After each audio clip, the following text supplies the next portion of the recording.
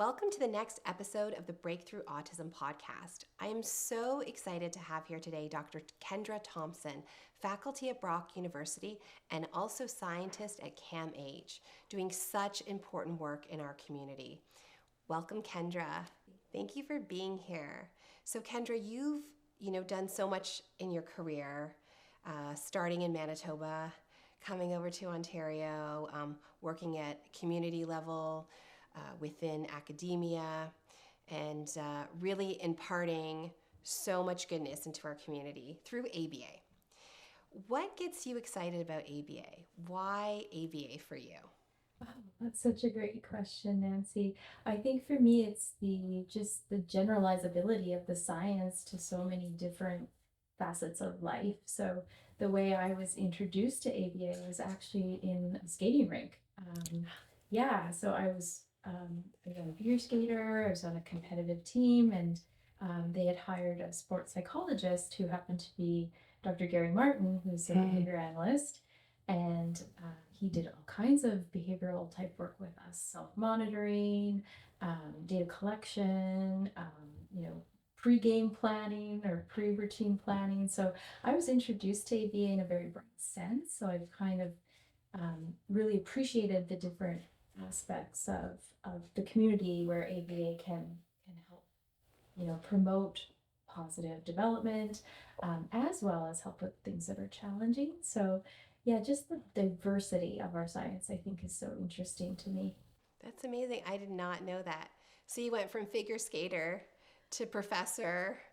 That's pretty cool. So here you are, you're in Manitoba, you're figure skating, you meet this professor. For those of us who've been in the field, we many of us know of Dr. Gary Martin, a very important contributor to the field in more ways than many of us, including myself. We work in autism.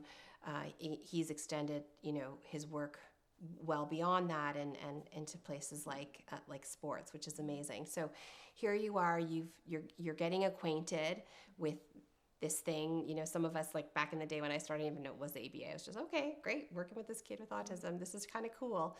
And it's impacting your ability to do some wonderful stuff that you enjoy, like figure skating. How do you go from that to then deciding, okay, I want to study this, I want to make a career out of this? How did that journey go for you? Yeah, that's a really interesting question. It was an interesting journey. So I went to university after I kind of hung up the figure skates in a competitive sense, and signing up for undergrad courses, I found this one called sports psychology, and I thought, oh, that's so interesting. I remember working with a sports psychologist, so walked into the class, and there was Dr. Martin, and I thought, Wow. at the university. So I just went to his office after, reintroduced myself. He got me involved in some research, and the research that he was doing at the time was really impactful at St. Amant Center, it was called at the time, working with adults who were labeled with various neurodevelopmental disabilities and had very complex needs. A lot could not communicate, a lot had challenging medical conditions. And so some of the work that I first got involved with Dr. Martin was preference assessments. So for people that can't communicate to us what they need or want, what are the ways in which we can efficiently and effectively assess needs and wants? So then studying best ways to do that and then translating that information to the support staff that were working with those folks. So that just really spoke to me. I thought, wow, this is really, really important work. So just kept working on some research at St. Amant. And then after undergrad with Dr. Martin, I pursued various graduate school opportunities. I was accepted at Western Michigan, but I decided to stay in Canada, and I actually went to Brock University and did a master's in lifespan development because I wasn't sure if I might someday want to go into clinical psychology. So I thought it might be good to have a psychology background. So did that. It wasn't quite as applied as I thought it might be. I learned a lot about experimental psychology, which was really, really important. And then after that, went back to work with Dr. Martin for my Ph.D. and just further kind of honed interests in staff training mostly. That was my dissertation work at St. Amant, working on an evaluation of a self-instructional manual that Dr. Daniela Fazio had put together with Dr. Martin's help. So quite a few of us were interested in that work, and we were training newly hired staff. So much like here we call them instructor therapists. So there they were called tutors. So we were training them before they got any formal training to see if this self-instructional manual could be effective. That's great. Yeah. And because this theme, and it comes up a lot in conversations I have on the show of, how do we train more people? How do we develop capacity? It's a beautiful thing. There's a lot of want and need for ABA now, more so than ever, which is amazing because many of us like you and I who've been in the field for a while, we've really seen the power of what we can do and to help people. And word's getting out there, right? And so necessarily there's more demand, and we've got to figure out ways on how to train people. And so working on things like, well, if there's some things that they can learn on their own, if we give them the right tools to develop their skills, can make a massive impact. So you were doing that like in graduate work, right?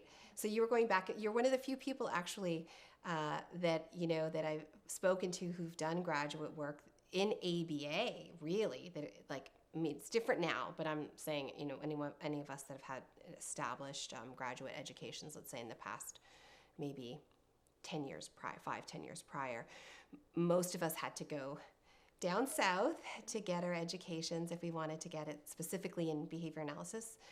Not all. You were able to find, little known fact for a lot of people is that actually in Manitoba, there's been a lot of behavior analytic work done there for a long time.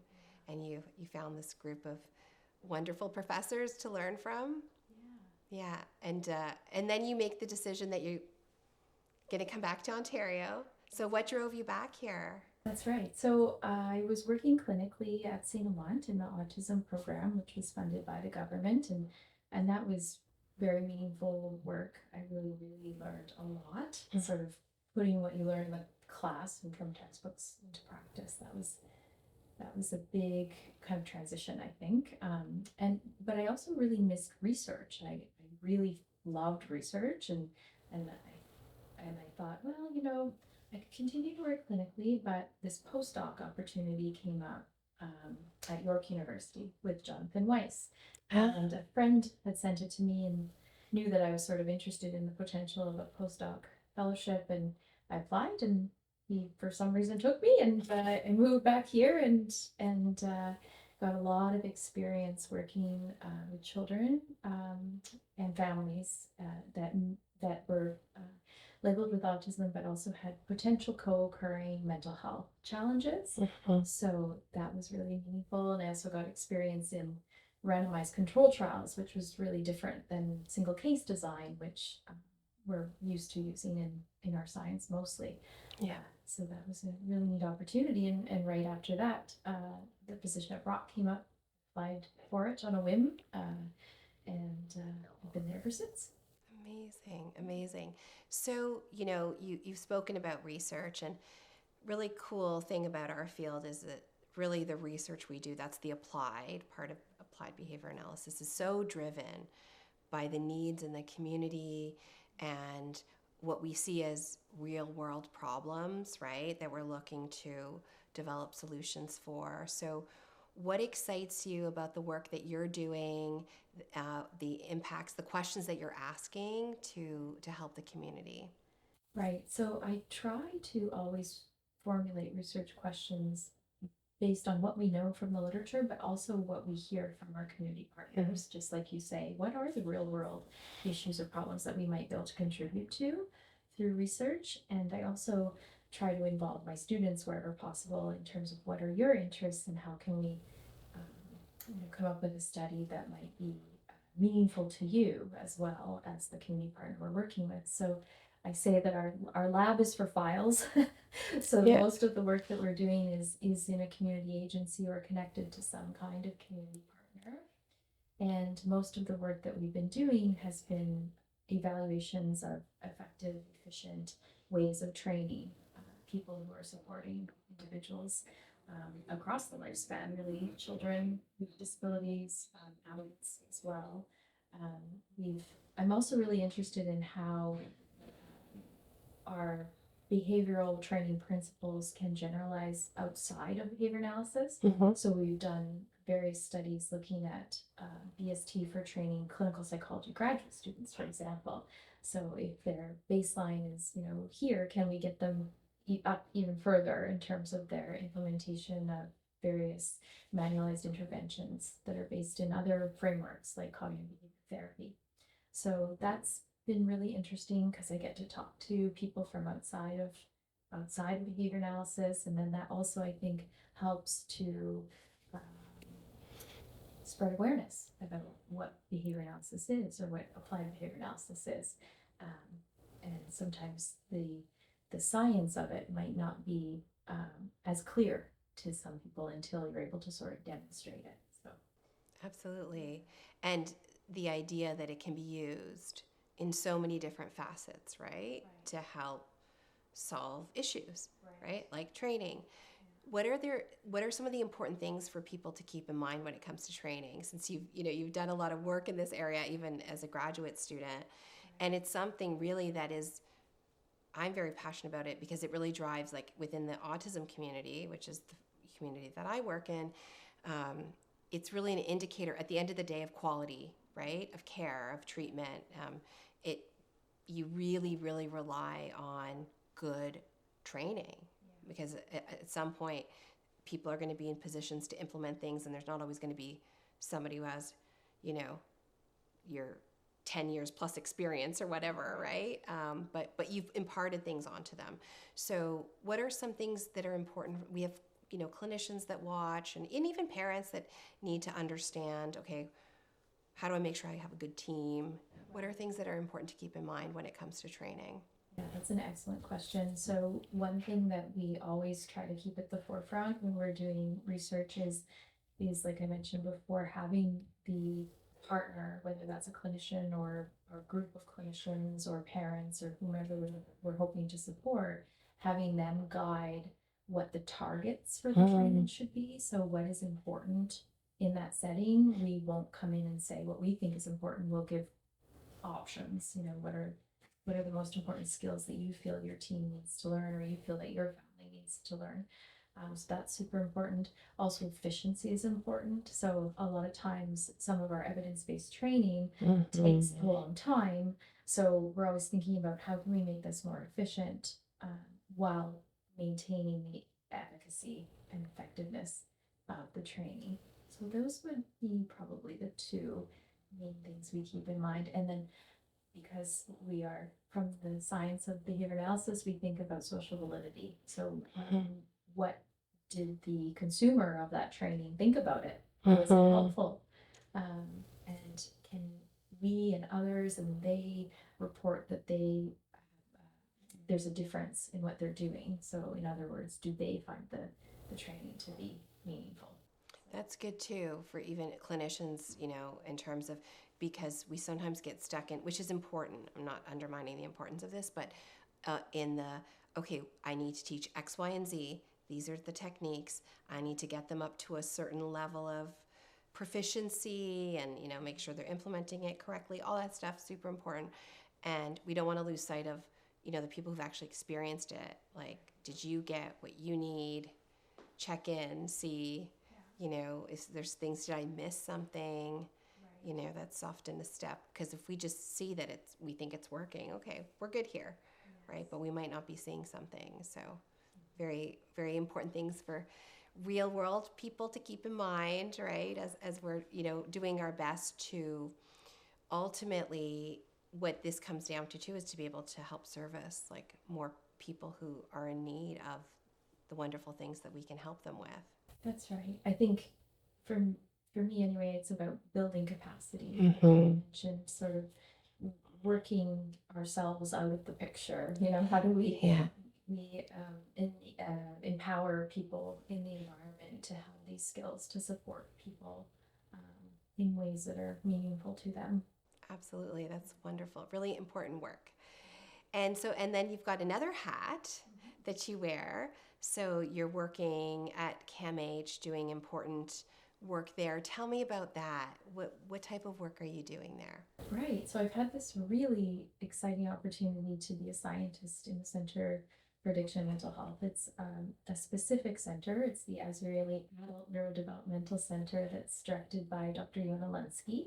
And she has a very diverse, energetic, empowering team of caregivers, self-advocates, people who are labeled with differences that really inform um, the research that is done through the center and with partners. And I've just learned so much through that experience working with other disciplines. So for example, I have colleagues that are PhD level occupational therapists that I've learned so much from, psychologists. So it's really a nice interprofessional team, but also a team that values the lived experience voice.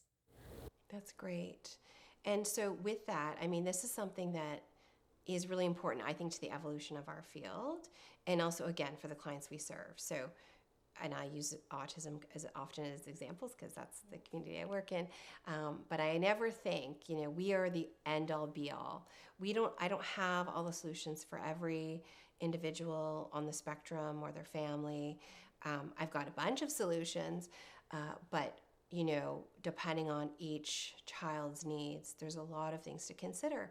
And when we get into that zone, there are other people, other professionals, certainly that we can draw upon to ultimately, what I believe and many of us do, help that child, that individual live their best life, right? How to get there is oftentimes not just going to involve a particular discipline or a particular professional. So the work that you're doing involves a lot of different people, right, contributing to helping adults in this particular case live their best life. How does it work? What makes that work well? Okay, that's a really good question. I think you have to have an open mind, I think, to learn from not just other professionals, but obviously the people you're serving, attempting to serve. Um, so really, really listening to what families are telling you, really listening what staff are telling you, um, and and viewing yourself as part of a team versus kind of an expert or somebody that's different somehow. There's a certain humanness that needs to be at the forefront, I think, to really do meaningful work together. And I always think we're better together. Everyone brings something different to the table, whether that's their unique perspective, their unique training, or their unique lived experience. And putting that all together and being open and flexible and willing to kind of listen deeply, I think is what makes that team at least work really, really well together. So in terms of listening to families, learning from them, learning from individuals that have lived experiences, what are some of the takeaways that you have from your experiences? Probably that every family or every person that you're serving comes with a unique set of values. So something that I think might be important for that person may not actually be important for that person. So really trying to understand what are the skills or the areas that they'd like to sort of focus on to help them live a fulfilling life is really a bit of a process to understanding that versus us as clinicians or experts coming in and telling families what might be important. I think there might be more room for discussion around those things. Absolutely. And I try to think about this a lot because the great thing about what we do in our science is that it's so effective. We're really good at teaching like a lot of things, right? Okay, sometimes it will take time to teach, or we've got to figure out how we might have to individualize that strategy, or there's nuances to all this that are really important. But we're very effective at what we do. But to your point about efficiency, even with training, like we're only in individuals' lives if we're so lucky to even be in their lives for like such a short period of time, right? We really have to think about like we can teach a lot of stuff, but what are we going to teach? Like, what actually matters, right? And we will have our perspectives too, just based on experience and, understanding what may lie ahead, or whatever other factors, key life skills that may be game changers. I talk a lot about toilet training. That's one of my passions. And certainly I can open up the conversations to those considerations for families or individuals, but you're never going to know. Like, there's no way you're going to really know, right, what matters. And that's only like part of it, what I'm like, considering. But to your point, right, to really listen and to ask those questions, it can be incredibly eye-opening. You might have no idea what really matters to them. And what really matters to them, that's what we should be doing, because, want to be making an impact that matters. Any moments that have ever stuck out to you, even beyond your work at Canada, just in general within your career, where you've got, okay, like, never thought that would be important in teaching, or, wow, like, we did X, Y, and Z, and this is really what the family took away from this experience, or an individual. Yes, there is actually an experience that is standing out to me right now. And this was going back quite a few years when I was working clinically in Winnipeg in the autism program. We were serving a young boy who was not communicating that functionally yet. So we had a big focus on communication for wants and needs, etc. And I could sense that mom was a little bit unsure about the time and the efforts that we were putting towards communication. So we delved into that a little bit, and we found out that mom was actually really, really concerned about something. And that was that Christmas was approaching, an important holiday for their family. And her son was really afraid of any Christmas things. Wow. Yeah. So presents, Santa, songs in the store. So we sort of leaned into that, and we put some things to the side, and we started just some basic kind of behavioral strategies to help prepare the son for the holiday season. So he was someone that would, not be able to go into stores if there was Christmas music playing or any kind of Santa material or anything in the store. So we were able to actually, by Christmas time, help him to be able to open presents with joy. Yeah, versus amazing. Yeah. sing along to some Christmas songs, and their family had a really great Christmas. And that was sort of a lucky, I think, experience, because I might have, in another, life, where I might have sort of been a bit rigid about communication and the importance of it and focusing our efforts on that. But for whatever reason, probably due to my training and my knowledge of social validity and how we meaningfully serve people, we really went with that concern that mom had, and it turned out well for them. Yeah. That is such a beautiful story. And you would have never known had you not had those conversations, right? And another thing to consider as you were, sharing the story is, we take for granted, or we don't consider sometimes, the day-to-day stuff that people enjoy or people have experiences with. Family experience is a big one. And okay, so maybe somebody, doesn't want to have the Christmas dinner or whatever it might be. And we think, okay, well, if they don't want to have it, they don't want to have it. But the impact, like the collateral impact of not being able to participate, it's the presence, it's the, okay, the experience within the family on a given day. But then you even mentioned like the stores, right? Like it gets magnified to so much of a degree for a lot of the individuals that we serve, that you then start to realize, wow, like this is like impacting, gets to maybe even a point it's impacting daily functioning, right? It's just, it starts at one thing and it leads to so many other things, not just that individual. Then it becomes the whole family unit is impacted, right? We hear a lot of stories like that.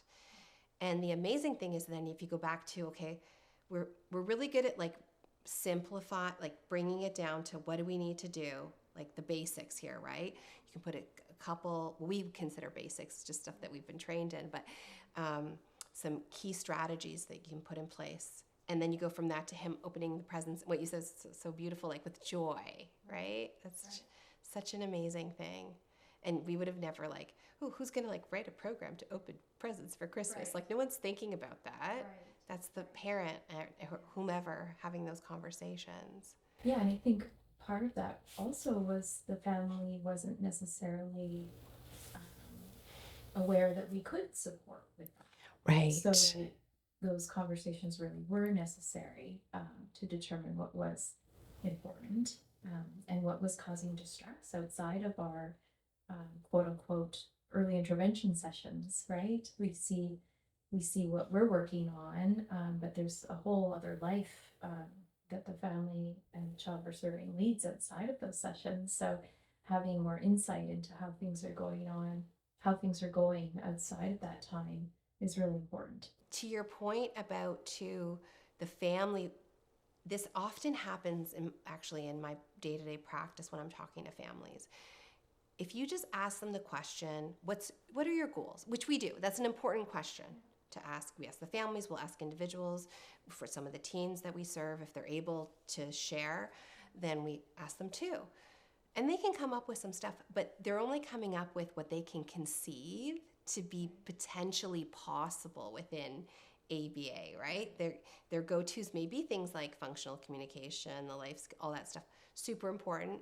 It's not to negate that, but it's when you have those more enriched conversations, just beyond like, how's it going?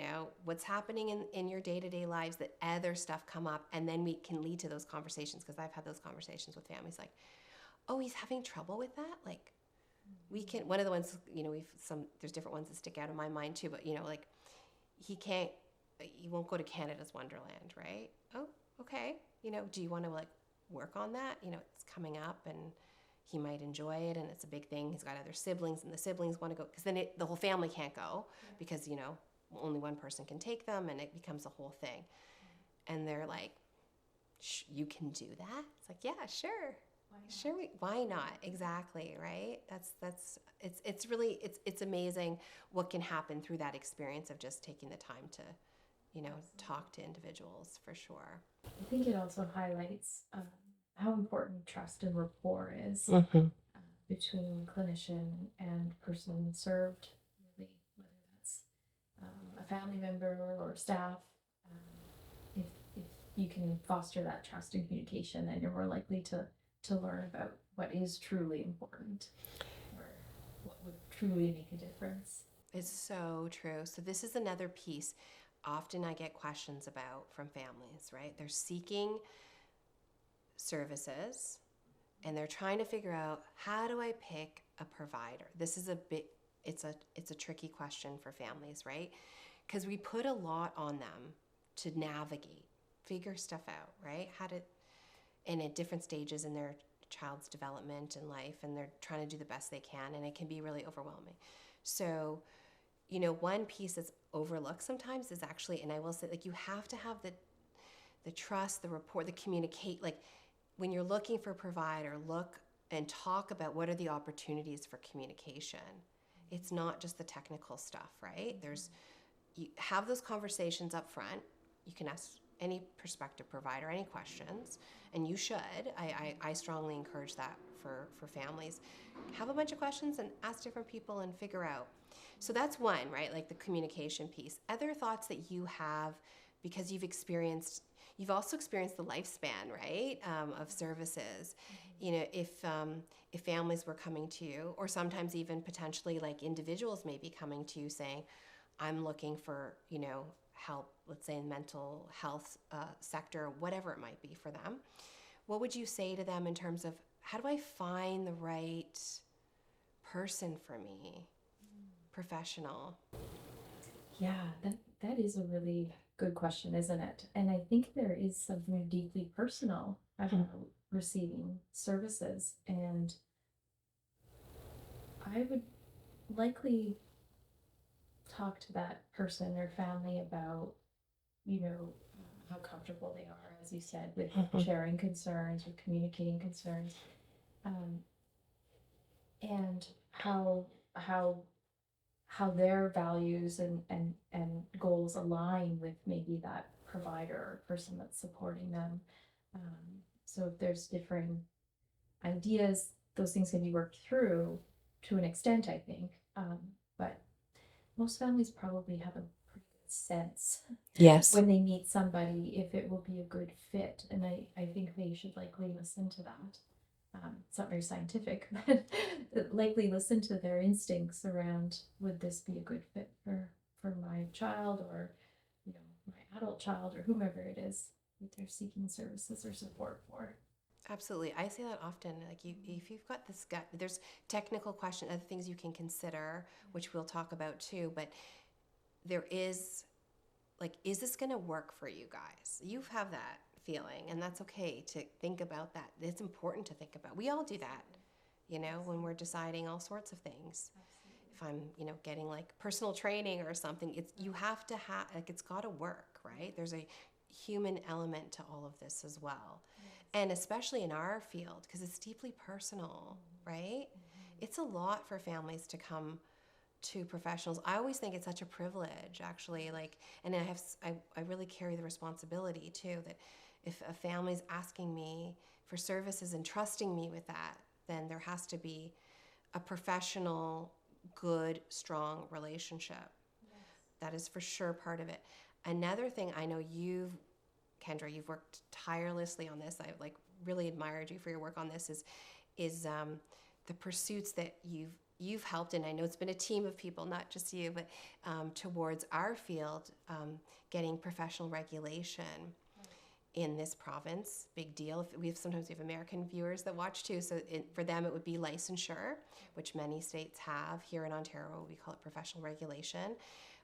We are on the cusp of this now as a profession to be regulated as behavior analysts. And you've done so much volunteer work to help us get there, amongst many other people. Why is that important? What do you want the community to know about this thing called regulation? Why have we been advocating this for 25 years as professionals in this province? And families too. A lot of people have worked towards this. Why does it matter? What does it mean? Right. Number one, I think it's an avenue of protection for people who are seeking ABA services. Mm-hmm. And in that way, that's good for our science in terms of professionalizing, developing standards of practice that people can become familiar with and know if they're getting something that isn't meeting those standards, mm-hmm. and have somewhere to tell about that issue if there is an issue. So I think I was very fortunate to have very good mentors and lots of training and lots of good experience seeing compassionate, I know you work a lot in compassion, mm-hmm. and seeing that's really important. That sort of, to me, is something inherent in service provision, but we're not necessarily able to guarantee that for all of the people who are providing services. And I don't think we can blame people providing services. We don't blame the organism, mm-hmm. behavior analysis. There's some kind of something amiss or something lacking perhaps in the training, and the field has developed very quickly. Yes. Which is really, really great. And it's positive. But now that we have developed very quickly, we need measures to protect people in any service provision, not just applied behavior analysis. So us joining other regulated health professionals is a signal that our field is sort of growing up, mm-hmm. But it's also tremendously important for the public to have that as an avenue of recourse if things don't go as planned. Done a lot of work, done research. I know you also work with a lot of students, and you've impacted a lot of clinicians within Ontario and even beyond. What are some of the things that you think are important for people who are early in their careers to consider, to learn, to grow from? I think what I try to foster in my graduate students, at least, is that it's okay not to know the answer. It's good to ask questions. It's good to be humble, mm-hmm. and to stay curious and to be open and to talk to people outside your field, and learn from other disciplines and to work together as a team. Um, but I learned just as much from my graduate students or supervisees. I started supervising students probably my master's degree, so it's been a kind of a long time, and I learned something new with each supervisee, and hopefully they learn something from me as well.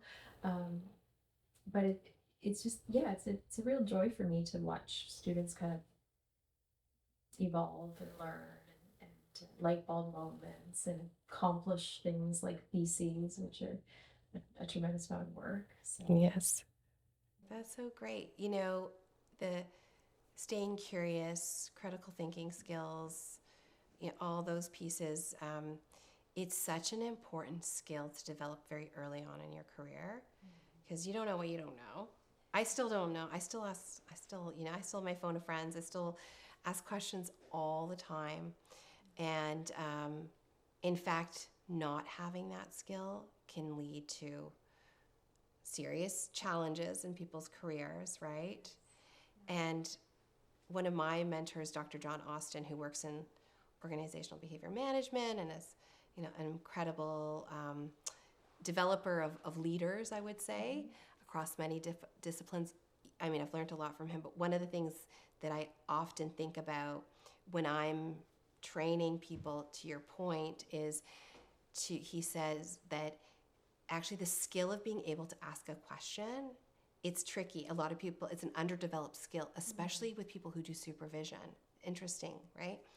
That they have challenges asking questions, and it's probably one of the, if not one of the most critical skill that you can have, right, as a leader.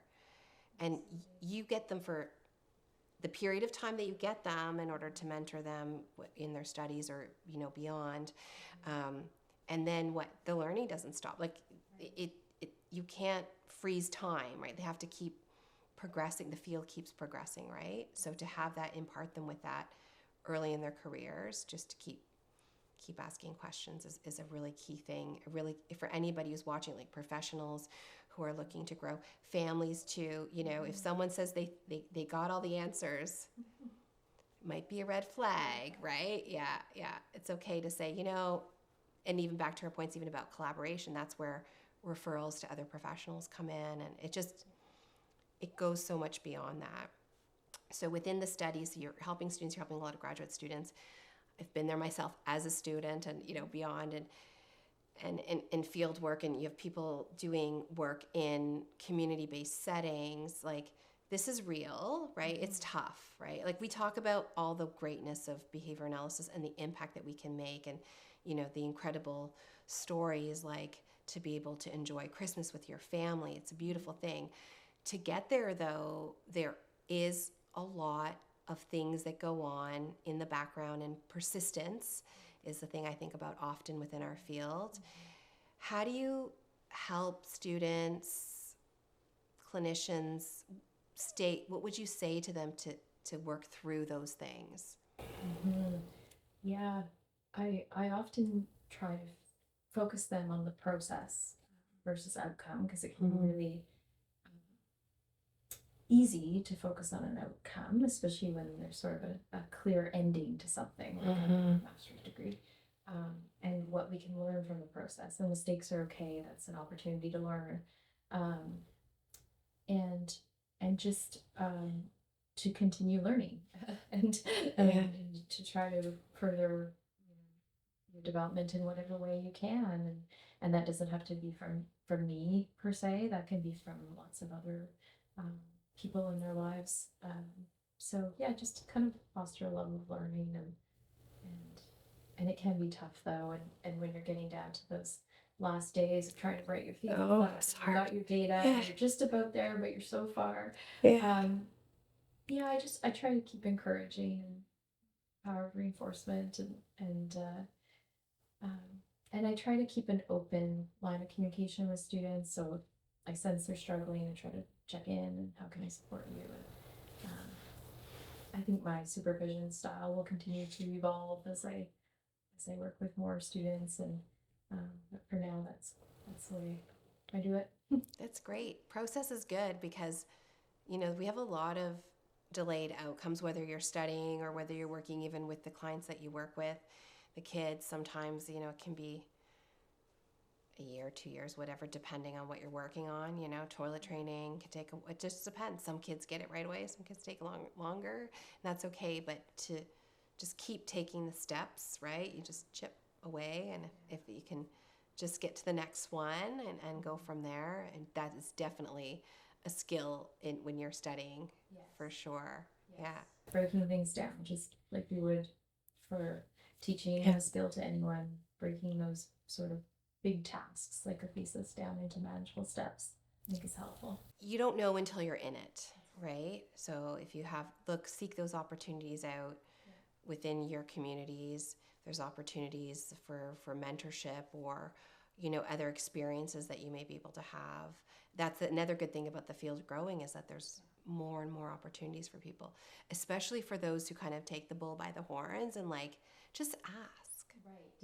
You don't know. If they're busy, that's okay. They'll tell you, and they might tell you to phone these guys down the hall instead. Right. So great. You never know where it's going to lead, right? That's how a lot of us, including myself, I didn't know when I started. I just saw, actually, it was back in the day, McMaster, there was a flyer passed around. I wasn't even in the class. My friend brought home the flyer. Yeah. Oh, these guys are looking for people to work with kids with autism. Oh, sure. I didn't even know what ABA was. But, and it wasn't a lifelong commitment at that point. It was just, okay, let's see where this leads. And of course, great things happened, and the child I was working with learned amazing things, and that was it. I was hooked. It was amazing. Yeah. So I'm just gonna stop. Is there? Oh, it's. I'm like, is my daughter playing music? No, it's just the ice cream truck. It's all good. Yeah. So, Kendra, we've talked about, taking the steps, the process, chipping away at things. For you, you've been in the field yourself for a long time, experienced different things. What keeps you going in doing all of this? You've done remarkable work, and sometimes, we've worked together in different facets, including, helping the professional community. And I've seen your work, and I go, Kendra, wow, this woman is, I don't know how she does it sometimes, but you really do. You keep going, and you're producing stuff, literature, publications, all sorts of stuff happening behind the scenes that we're all grateful for. I wish people don't even know. That's the tip of the iceberg of what they see, what you produce. You've made a lot of sacrifice. You do a lot of hard work on the regular. What keeps you going to do that?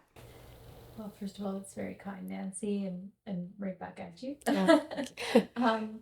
I think I'm just genuinely reinforced by the work that I'm doing for the most part. It aligns with my values, in terms of furthering the field and protecting people and making sure that ABA can continue to prosper and grow. So I think, the opportunities that sort of come my way and I take, I get something out of, or else I probably wouldn't continue. Of course, research, working with students, that's incredibly reinforcing. Service work is aligned with my values of contributing. And I just get to work with cool people and learn from our community. And I think coming from a different province, getting involved in the professional association was really important so that I could get a sense of things here and get to meet different people and learn, what is it all about here in Ontario, and form connections and see how kind of I can fit in and give back. So, yeah. It's amazing. Well, you've definitely fit in. You've definitely given back. You have all this great stuff that you've helped contribute to the field with, and also learning so much from the field. And it's important to have the community of practice ourselves, right, as professionals. Beyond that, right, what do you want people to know about ABA? What's great about ABA? Why ABA? What would you say? Yeah, so I think really the science of learning is so applicable in so many different contexts, and it's powerful technology if used appropriately and with compassion and with all those great kind of human kind of skills and humanness that we talk about. Um, and so I think for people that have maybe heard certain things about ABA, or there's lots kind of out there right now, I would say just try to keep an open mind and learn more about it, or see if you can find some examples of it, or people practicing in different ways maybe than you've been exposed to, um, because I truly do think it's a very, very life-changing science if used the way in which it was intended. Absolutely. And we've seen that, we've experienced that, right, throughout our careers, the impact that it can make in terms of people's, it's really about people's learning and what we can do to better people's lives and have them be an active player in that too. And it's just amazing when you have that right combination, what you can do for that individual, for the family, and the community beyond. And we're very grateful for all the work that you've done, Kendra. And, thanks for coming to Ontario. Sorry, Manitoba. But we got lucky. I mean, look, we're making an impact across the country, too. So thank you for all the wonderful work you do and you continue to do. And thank you for sharing with us here today.